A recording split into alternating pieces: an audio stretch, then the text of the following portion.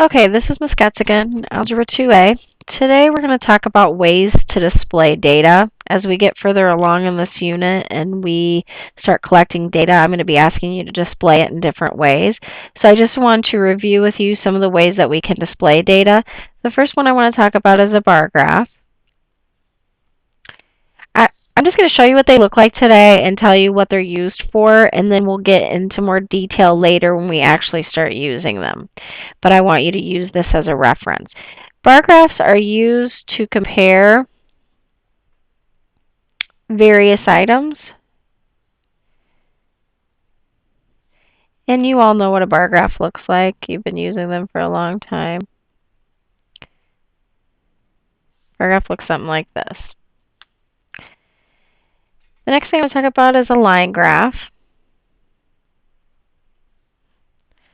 A line graph is used to show change over time.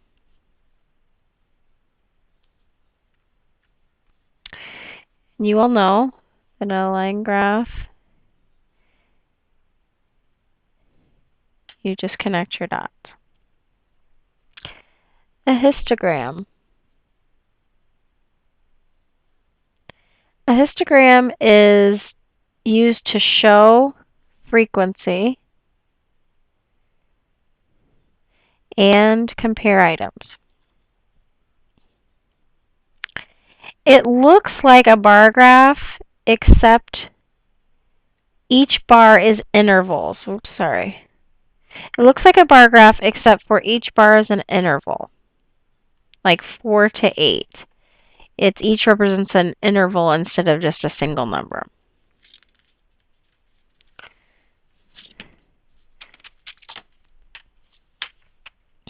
The next one we're going to look at is a pictograph.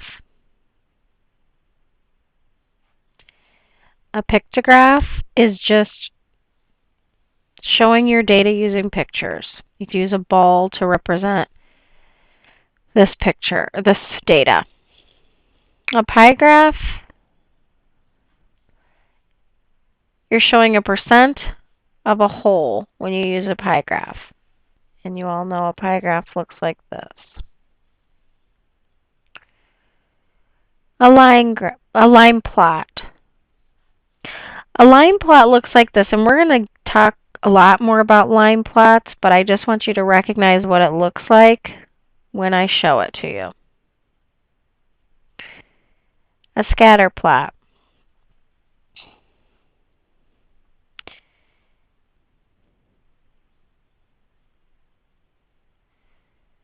Used to determine if a correlation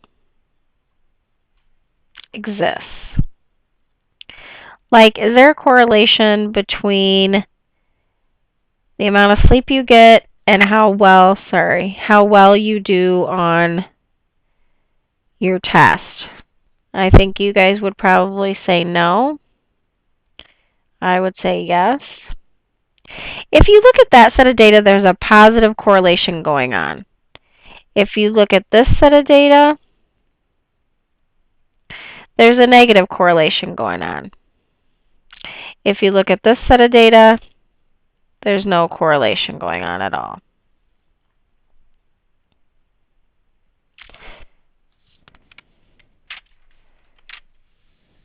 The last thing, two more things I want to look at.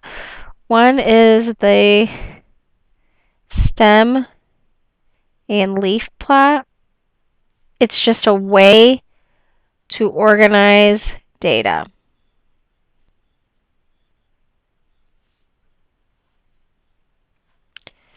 So if I had, I don't know why I put that, stem, leaf. If I had 54, 38, 46, 42, 43, 51, 37, if that was my data, and I wanted to put it in a stem and leaf plot, I'm going from 30s to 50s.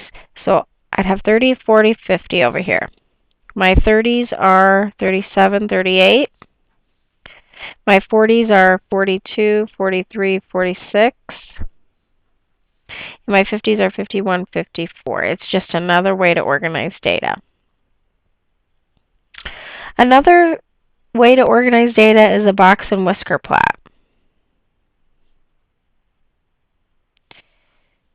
And I'll get more into this because we're actually going to make quite a few of these. However, I want to show you what they look like. You put your minimum, you put your minimum value here, you put your maximum value here, and you put your median here, and we'll talk about that. That's the middle number. And then this is what's going to be called Q1, Q3, and this will be Q2. And we'll talk about what those mean later. So these are just ways that you can display data, and we'll be referring back to this video when I'm asking you to display data in different ways.